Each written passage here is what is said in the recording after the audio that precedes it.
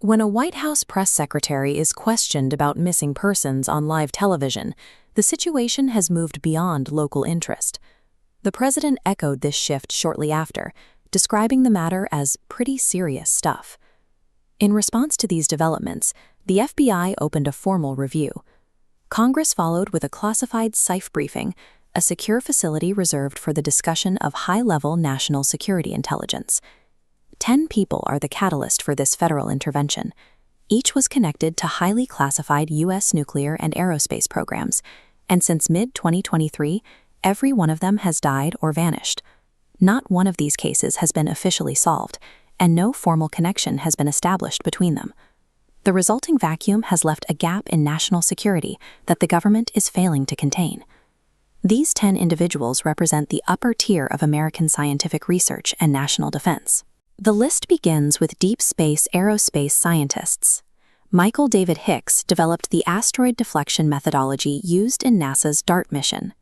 Frank Mywald was a principal scientist at the forefront of detecting life on other worlds. The roster extends to nuclear component oversight. Stephen Garcia and Melissa Cassius both worked within the Albuquerque and Los Alamos nuclear network, managing assets for facilities that produce the vast majority of non-nuclear components for America's arsenal. Even those in different fields held sensitive roles. This includes the director of MIT's Plasma Science and Fusion Center and a pioneering astrophysicist from the California Institute of Technology. This roster presents a significant analytical challenge. It is either evidence of a targeted removal of scientific leadership or a cluster of tragic events within a large population that has been amplified by the news cycle. Investigators have noted a clear geographic pattern. 4 of the 10 cases are tied directly to the nuclear research hubs in Albuquerque and Los Alamos, New Mexico.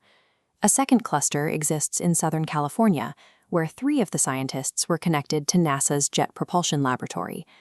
This map shows the concentration of sensitive defense and aerospace programs. Because the baseline population in New Mexico and Southern California is so high, 10 events over 18 months might be a statistical inevitability rather than a coordinated effort. Geography alone is insufficient to prove a connection. Finding a genuine pattern requires looking for anomalies in how these scientists disappeared. There are specific behavioral details in these files that defy standard explanation. Investigators found both of Melissa Cassius's cell phones at her home. Both had been deliberately factory reset and cleared of all data.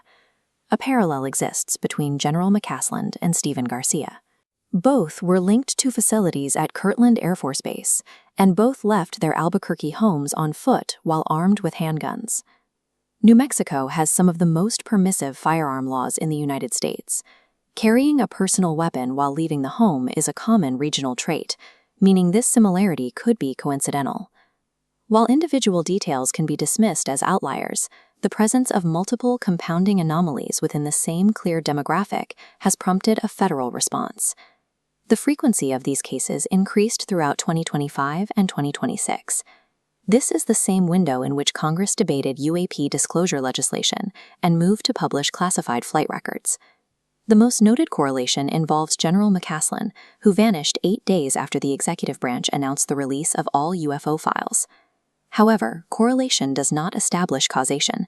An 18-month period naturally contains a high volume of major political and legislative news.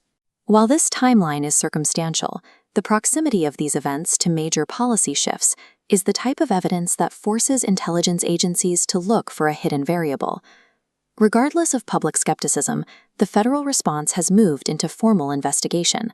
The FBI has opened a review, and Congress is receiving classified briefings focused on the relationship